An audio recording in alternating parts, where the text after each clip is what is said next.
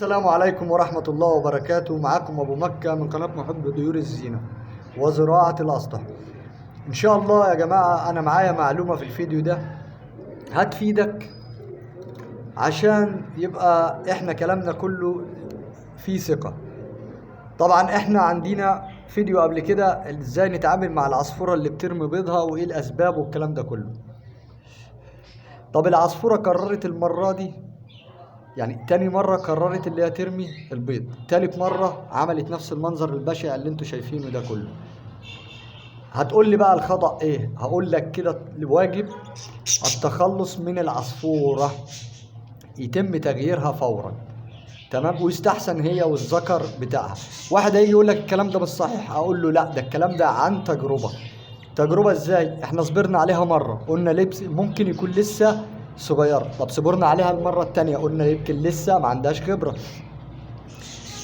المرة التانية بقى هي الفاصلة مش التالتة. ليه؟ احنا قلنا ممكن أول مرة وتاني مرة يكون الخبرة قليلة، طب دلوقتي اكتسبت الخبرة وعرفت اللي هي بتبيض وبتتزاوج والكلام ده كله. يبقى ايه المشكلة؟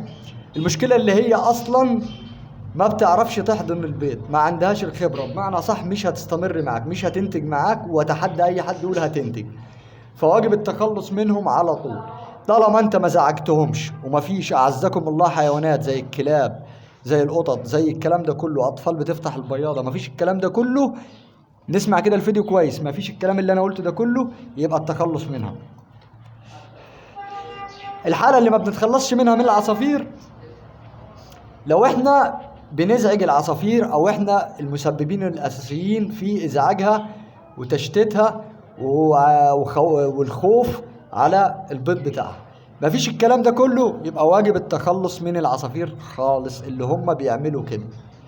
ليه؟ لان بيبقى 1% بيبوظ العش بتاعه لوحده زي ما انتوا شايفين. مفيش نقص كالسيوم، مفيش اي حاجة، بتاكل خضروات، الدنيا لذيذة خالص، فبتضطر تعمل كده. فالعملة دي عملة بشعة ومش اول مرة تعملها العصفورة، يبقى واجب التخلص. اي حد يرد معاك كتير، يحكي معاك كتير، ويقول لك اصلي ومش اصلي، مفيش اصلي.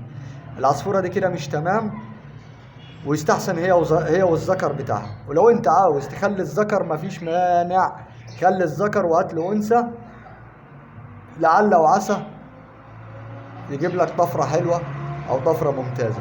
وطبعا زي ما انتم شايفين اهي، بصوا البياضة، انا كسبان منها ايه بقى دلوقتي لما تبوظ لي عش، وهي اصلا العصفورة دي تمنها غالي، وانتوا عارفين الفلل بتبقى تمنها غالي في انواع العصافير. طبعا يا جماعة ده الفيديو بتاعنا ودي المعلومة بتاعتي، ويا رب المعلومة يكون وصلت. ويا جماعة يا ريت تدعمونا باللايك والاشتراك وتفعيل زر الجرس ليوصلكم منا كل ما هو مفيد في عالم طيور الزينة وزراعة الأسطح. والسلام عليكم ورحمة الله وبركاته.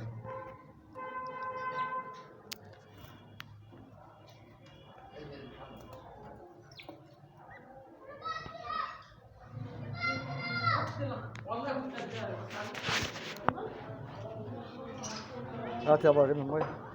اه يا بابا، اتكل على الله من هنا. هات يا عم.